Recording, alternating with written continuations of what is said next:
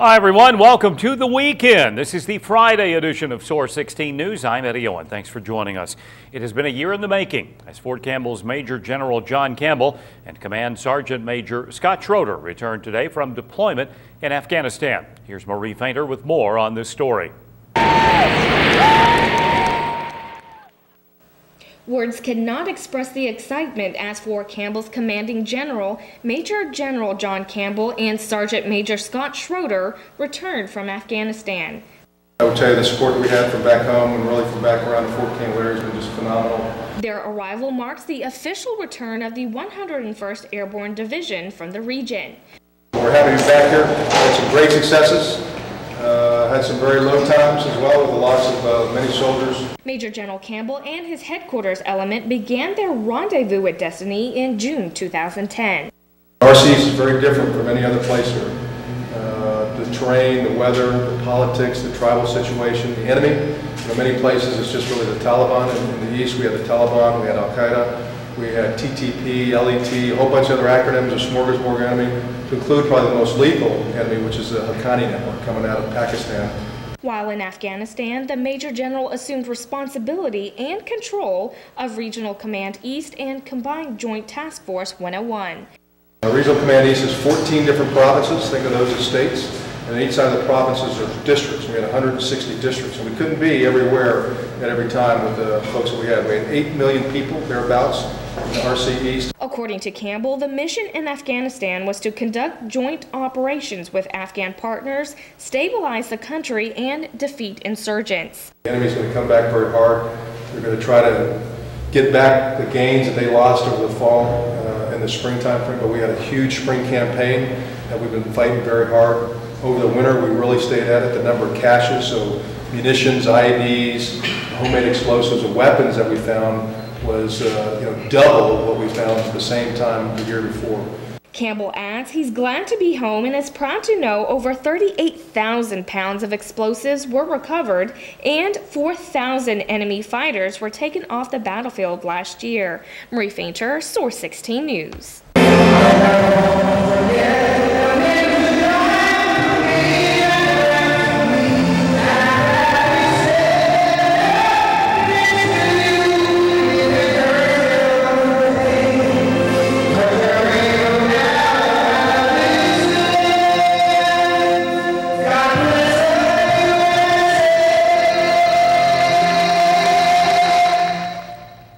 Kentucky U.S. Senators Mitch McConnell and Rand Paul and 1st District Congressman Ed Whitfield of Hopkinsville also attended the Commanding General's Welcome Home ceremony.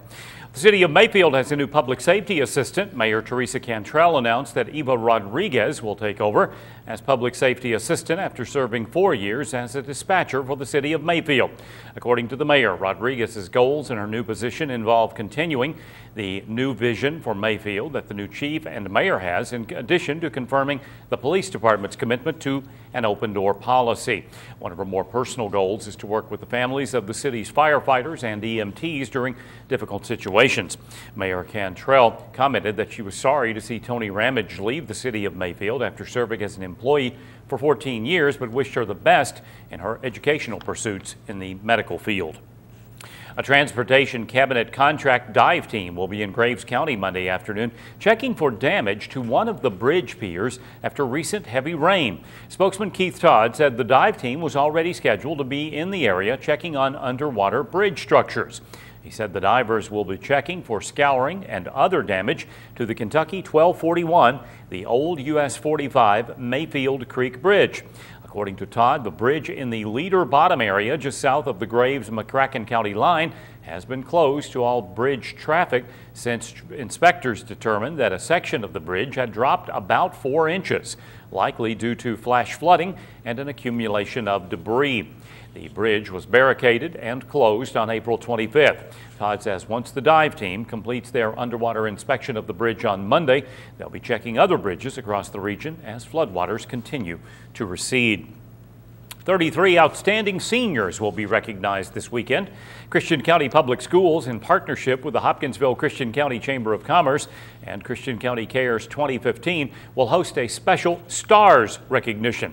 That's Senior and Teacher Academic Rigor Salute, which is designed to showcase graduating seniors who scored 28 or greater on the ACT. 22 seniors from Hopkinsville High School and 11 from Christian County High School met the criterion. The special recognition will be held Sunday afternoon at 2 at the James E. Bruce Convention Center.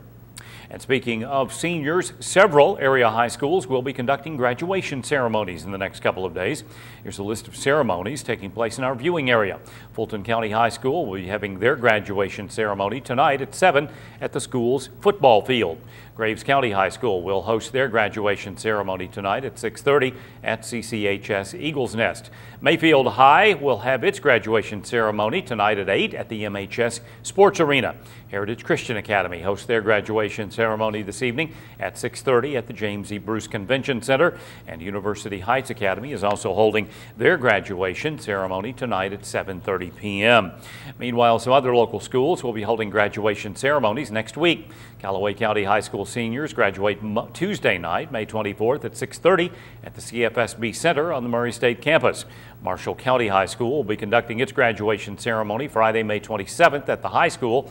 Christian County High School has their graduation ceremony on Friday night, May 27th at 5 at the Stadium of Champions, followed by Hopkinsville High School's graduation at 8:30. Trigg County High School will host its ceremony Friday night, May 27th at 7 at the school's gymnasium, and Murray Independent School District has graduation ceremony Sunday afternoon, May 29th at 2 at Murray State's Lovett Auditorium. Two local schools will represent Kentucky at the International Society for Technology in Education Conference next month. Millbrook Elementary School in Christian County and Todd County Middle were two of three schools that were named Best in State in showcase projects. The students were among 3,500 students from across the state that recently competed in the Student Technology Leadership Program State Showcase Competition in Lexington.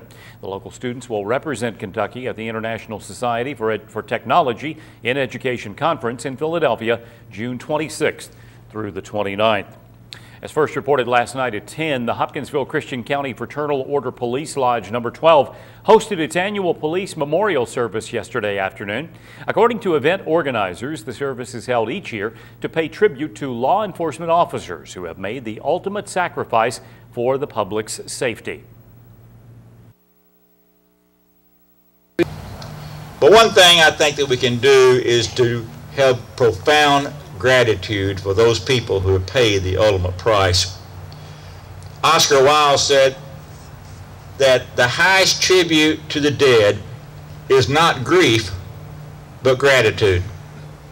So we are grateful for those men and women in law enforcement, especially in this particular year as we celebrate or we commemorate annual Police Memorial Week, those 71 who have already paid the ultimate price this year. Since 1883, 5 Hopkinsville police officers and a Christian County Sheriff's deputy have died in the line of duty. And coming up this weekend, it is the 30th annual Little River Days Festival going on in downtown Hopkinsville. The event includes a variety of vendors and entertainment, carnival rides for the kids, games, food, and more. The festival is going on now and continues through Sunday. Now, coming up Saturday afternoon in Mayfield, cars featured in the monthly Top Gun Car Show series, Cruise In, will be downtown beginning around 4. Participants can also enjoy music, lots of door prizes, and no admission charge.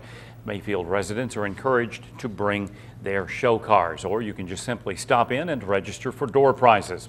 Also tomorrow, as many as 300 youngsters ages 3 to 15 years old will participate in the 6th annual Take Kids Fishing Day at Riverside Park in Dawson Springs.